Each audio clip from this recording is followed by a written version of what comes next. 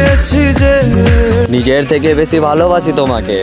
দুনিয়ার সকল হাত ইগনোর করব শুধু তোমার হাত ধরার জন্য। তুমি রূপবতী, গুণবতী, মায়াবতী জান। তোমাকে পেতে হলে আমাকে হতে হবে ভাগ্যবান। তুমি শুধু বিয়ে পর্যন্ত সঙ্গী দিও, আমি অমৃত্যু পর্যন্ত তোমার ফুলের মতো যত্ন নেব। কেন এভাবে কাঁদাও যেন ভালোবাসা। আমার সবচাইতে কাছের বন্ধু হচ্ছে আয়না, কারণ আমি হাসলে সেও হাসে, আমি কাঁদলে সেও কাঁদে। আর আমি তাকে আঘাত করলে সে আমাকে কোনো আঘাত করে না, বরং সে নিজে ভেঙে টুকরো টুকরো হয়ে যায়।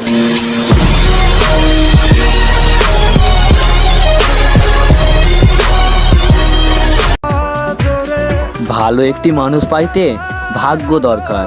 মনে হয় সেই ভাগ্যটা আমার কপালে নাই। তাই আমি আমার নিজের মনকেই বলি, কাঁদিস না রে মন, বরণ কঠিন এই জীবন। কেন এভাবে কাঁদাও যেন ভালোবাসা।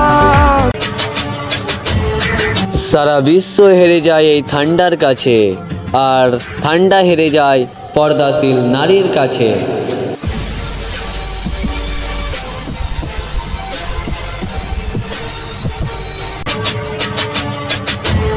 মানুষের মন হচ্ছে কবরস্থানের মতন, কারণ ভিতরে কি চলছে বাইরে থেকে কেউ দেখতে পায় না।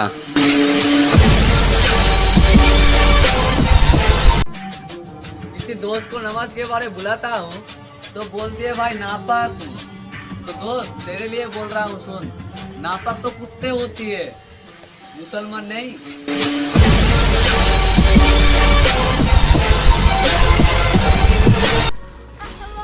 और आजकल शादियों में लड़कियों से ज्यादा वहाँ रखी हुआ कुर्सियाँ पर्दे में रहती है।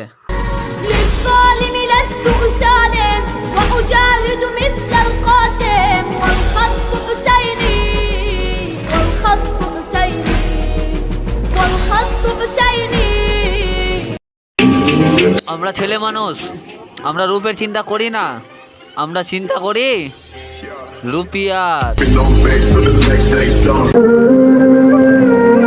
আপনার আমার শেষ ঠিকানা যদি 3.5 হাত মাটি হয়, তাহলে কিসের এত অহংকার, কিসের এত টাকার গরম?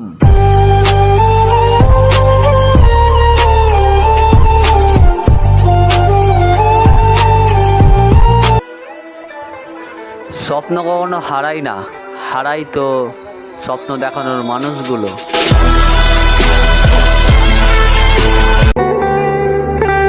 টাকা শুধু একটাই কথা বলে, তুই যেখানে যাবি আমাকে সঙ্গে নিয়ে যাবি, কারণ আমি এক এমন চাবি সব তালাকেই খুলতে পারি।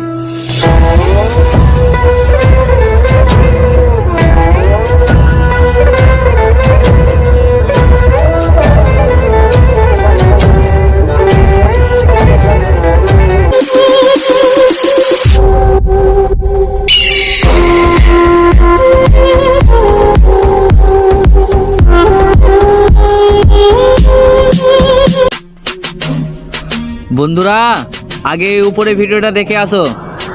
আর একজন ভারতবর্ষের শিল্পপতি, তিনি আমাকে সকাল 10টার সময় ফোন করে বলেছেন যে আপনি আমার নাম করবেন না, কাউকে প্রচার করবেন না, আমি আপনার এই মসজিদের ফান্ডে 80 কোটি টাকা দেব। সম্মান করি সেই আঙ্কেলকে যে বাবরি মসজিদ করার জন্য 80 কোটি টাকা দান করেছে।